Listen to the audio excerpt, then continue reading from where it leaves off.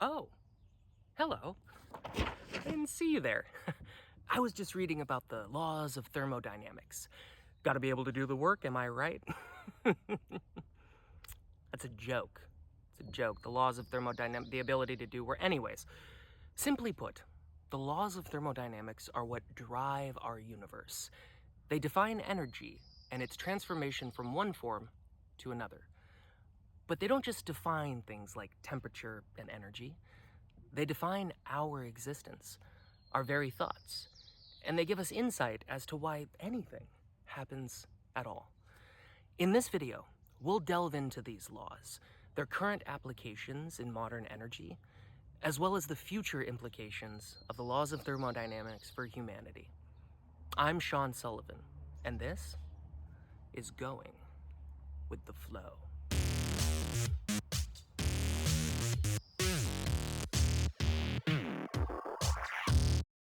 We begin, as always, with a little bit of history.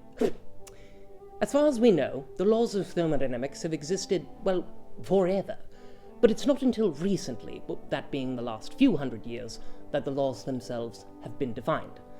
According to Wayne M. Slaslow, author of A History of Thermodynamics, The Missing Manual, the word thermodynamics first appeared in an 1849 article by William Thomson referring to thermodynamic engines, by which he meant devices, in particular steam engines, that convert heat, thermo, to motion, being dynamics.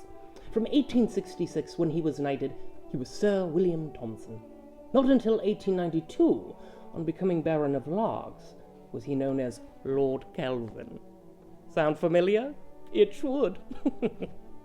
Slaslow goes on to say that until around 1850, heat and work were considered to be distinct subjects, although by the early 1840s there was growing and consistent quantitative evidence that in processes where systems' properties change, work can be converted to heat.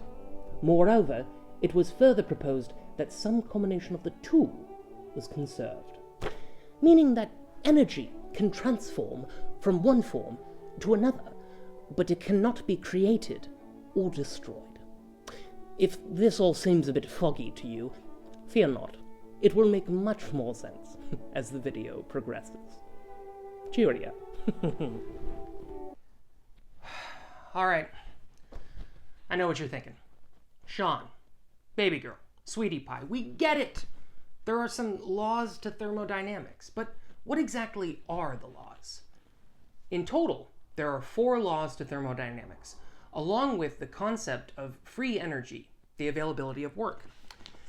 Peter Atkins, author of The Laws of Thermodynamics, a very short introduction, remarks that thermodynamics takes terms with everyday meaning and sharpens them so that they take on an exact and unambiguous meaning. So let's get unambiguous. Here are the laws. The zeroth law, the concept of temperature.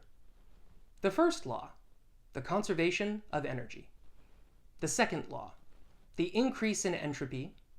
Free energy, the availability of work. And the third law, the unattainability of zero. That's a lot of words. Let's break these laws down one at a time.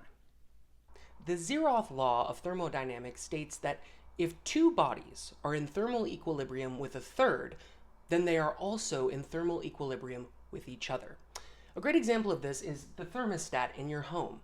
If the thermostat in your room is at 25 degrees, wherein the temperature of your room is at 25 degrees, then all of the material in your room, your couch, your chairs, your TV, would also be at 25 degrees.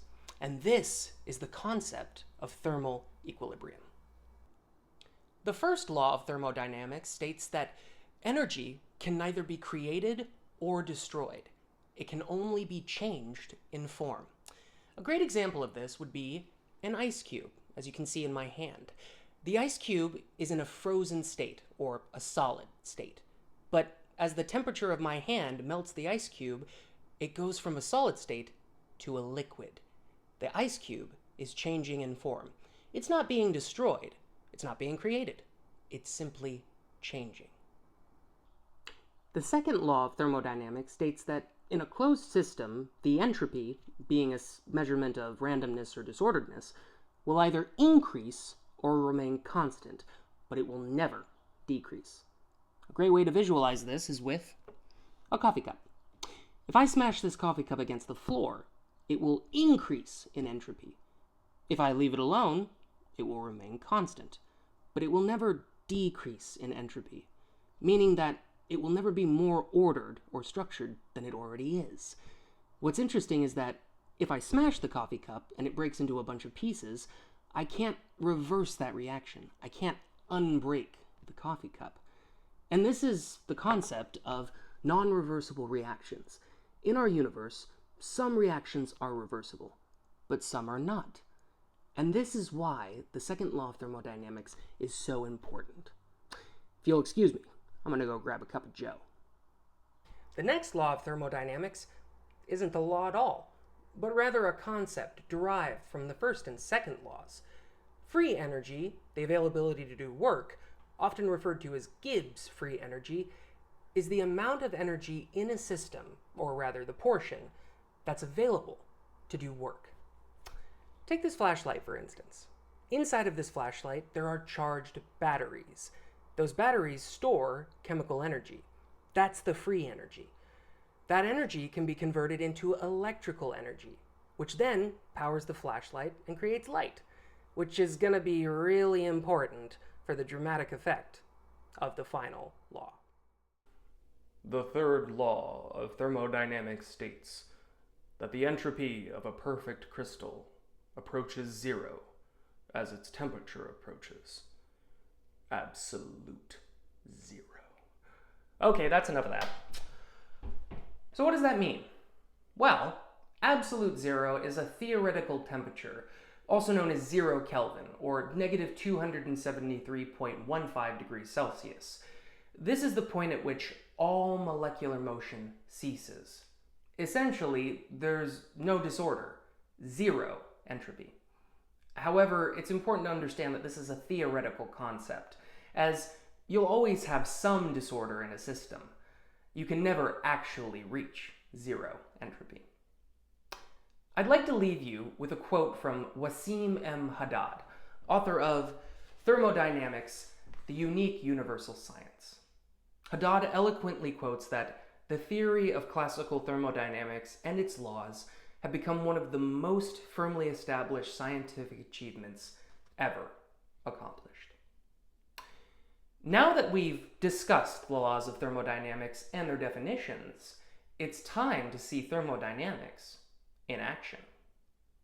Now that we've covered the laws of thermodynamics, it's time to see thermodynamics in action. In a demonstration that's simple, yet important. The burning of wood. I have here some cedar shavings. These cedar shavings represent stored energy, primarily in the form of cellulose and lignin. When I introduce chemical combustion in the form of butane, oxygen, and a spark, the wood will begin to burn. There are a few things that we can notice right off the bat. We notice that the wood is charring, there's the presence of ash, as well as smoke. These products are the result of the chemical breakdown in the wood. The wood is changing in form. It's not being destroyed, it's not disappearing, it's simply changing. The energy that was in the wood is still in our environment, but it's expressed in different ways. It's very important to remember this about thermodynamics, that, as we said before, energy can neither be created nor destroyed, only changed in form. We can see processes like this every day in our day-to-day lives. But wood burning is very simple. What about a more modern approach? Well, as it turns out, I have just the thing. In recent decades, solar energy has become extremely popular. I myself worked in solar manufacturing for 7 years. Behind me, you can see some solar modules mounted on my dad's roof. These modules absorb sunlight, generating electrons which create an electric current.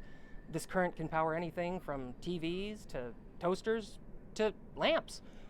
Solar energy represents an incredible innovation in modern society, in that it's renewable energy. However, there are limitations to solar energy. In an article written by Yasan Furkan Gorgulu entitled Evaluating the Efficiency of Renewable Energy Technologies Through Thermodynamic Analysis, Gorgulu remarks that solar energy stands as one of the most well-known renewable sources. Despite the planet receiving abundant solar energy, its full utilization remains economically challenging due to the relatively low energy concentration on Earth and the substantial upfront costs associated with harnessing. This isn't to say that solar energy isn't effective. It is. It's just to say that on macro scales for our society, solar simply isn't realistic. We need other forms of energy to power our society and ensure that we have enough energy moving forward. So the question becomes, what types of energy could we utilize in the future? Well, turns out there's a few. The future of thermodynamics and energy applications is actually looking pretty good. Things like solar and wind energy will continue to become more efficient, whereas technologies like nuclear fission and carbon capture require more research. And a key part of that research is computational power. In an article entitled A View on the Future of Applied Thermodynamics by De Hempting et al. Articulates that the tremendous continuous increase of computing power at affordable prices allows us today to perform large computations at different scales, in time and spatial dimensions, and to understand accurately complex phenomena in nature or the lab. The continuing development of increasingly complex computational devices and systems will be essential for discovering new forms of technology, things like AI and supercomputers. But in addition to that, we will always need the curiosity of individuals, the work of scientists, and the collaboration of scientists, as well as the funding of their projects. This will ensure that we can discover new forms of energy and get away from things like fossil fuels and CO2 emissions. Well, folks, there you have it. The laws of thermodynamics, their applications in modern society, and the future implications of the laws. You know, sometimes thermodynamics can be a little confusing, but ultimately, we just have to go with the flow. Thanks for watching my video. I hope you learned something, at least about the laws of thermodynamics, and I hope that your curiosity remains alive and well. I'm Sean Sullivan. Until next time.